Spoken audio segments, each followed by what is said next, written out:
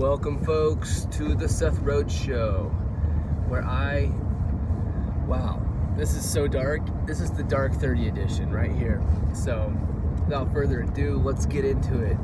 Welcome back to my show, folks. You know I talk about personal finance, financial education, and my learning curve.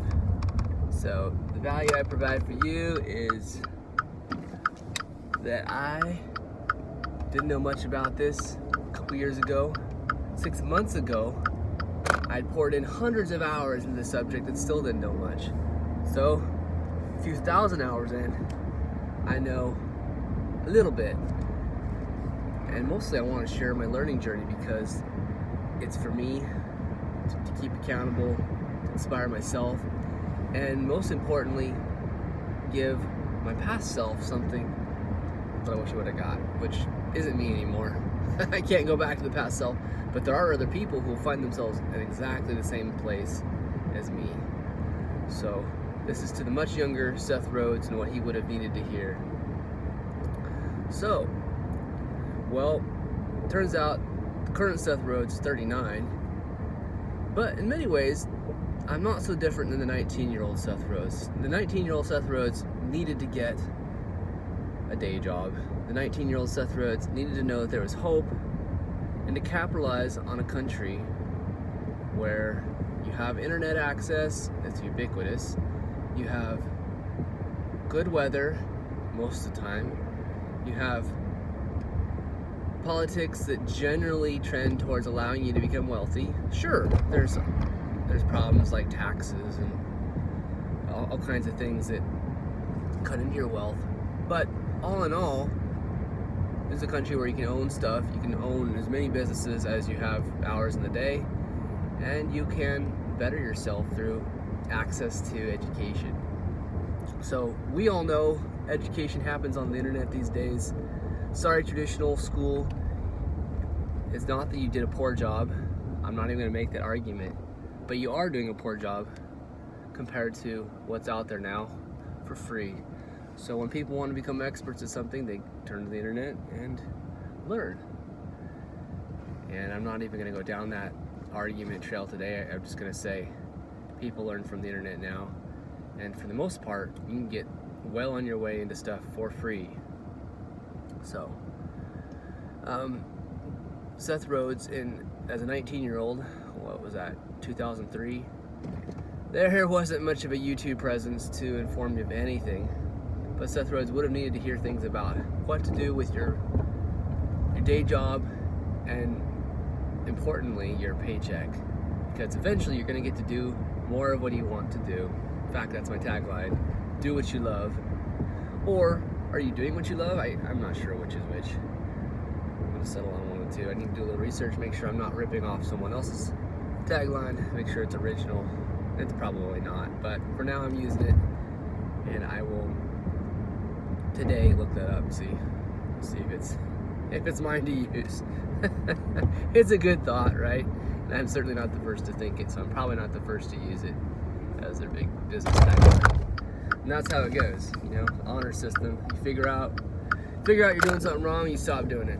And until then, you use every thought you have and you attribute it to other people when you have any sense that it's from someone else. And I just want people to do what they love. And if that doesn't become my tagline, well, that's fine. I'm going to still do it, even if I can't say it. Carrying on with this Dark 30 edition for the former Seth Rhodes, the young 19-year-old. So with your paycheck, you should save some. And I did when I was 19, I did save some. And you should look to grow your skills such that your day job brings in more money. Now these things seem obvious, but the 19-year-olds don't have much leverage, and you think that going to school, getting good grades, and eventually getting a job that you somehow network out of school is the way to go. It wasn't for me. I couldn't stand post high school, anything in college I couldn't stand. The classes were great, but it felt so distanced from the real world. It didn't feel like the university had anything to do with real life. let's say I'm 100% wrong and my interpretation is wrong. Well, for me, it taught me about life, but not something I wanted to learn.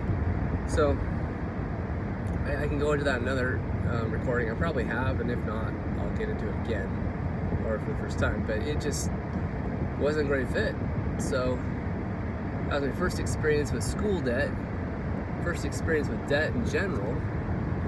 And yeah, my former younger Seth needed to know that you can have a good life without a college degree, but you're gonna have to work radically hard in a different direction. You can't just not have a degree. You can not have a degree and become an entrepreneur. You can not have a degree and really, really, really pursue something. So it's no problem. But because I didn't have the internet, I didn't have access to a bunch of free knowledge. The thing is, I really did. I think about it, I did, but I didn't have any sense of direction.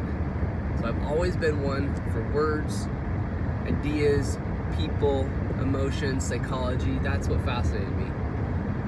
So now I'm teaching myself, with much help from others, how to understand finance and how to understand what to do with your money.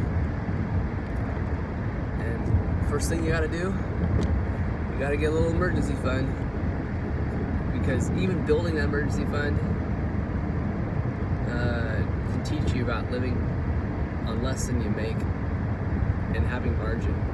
You're not gonna get rich without margin. There's no way. You're not even gonna have a financially good life without margin. You can't spend everything you make. Doesn't work at all. So you live with margin, you build an emergency fund, and then you knock out your debt, and then you start investing. And all along the way you look to learn skills at your job, where it's more about the learning than about the paycheck. No matter what your paycheck is, you're gonna live on less. So if you have a small paycheck, you live like a beggar with your day job. You have to. It's what you're gonna have to do to get to a place where you can actually have more discretionary income. You're gonna have to live like a beggar until your day job makes more money. But I don't focus on the day job. I focus on learning. So whatever the day job allows you to learn in a direction you feel like you need to learn, it's gonna be valuable to you. I mean, it's gonna make you money on top of it. It's just interesting. Both. It's very important. And it's worth learning. It's worth staying in that day job. But what the day job pays you hardly matters, unless you plan on not becoming wealthy through entrepreneurship and investing. So if you can do all three, that's awesome. If you have an awesome day job, you might not need to be an entrepreneur, but chances are you'll have to, because of things like inflation. You're just never going to make enough to really invest enough or live on.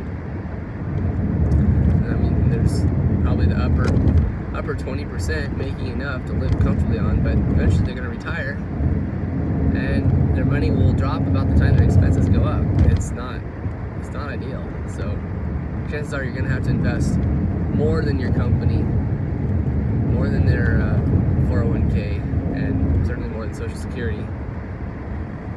And most people, even with good jobs, are going to be disciplined enough to do that. So you have to think like an entrepreneur from the get-go. You have to think about side businesses that are scalable, day jobs that allow you to learn rather than just earn.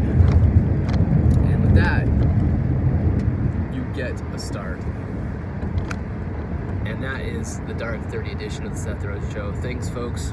More later.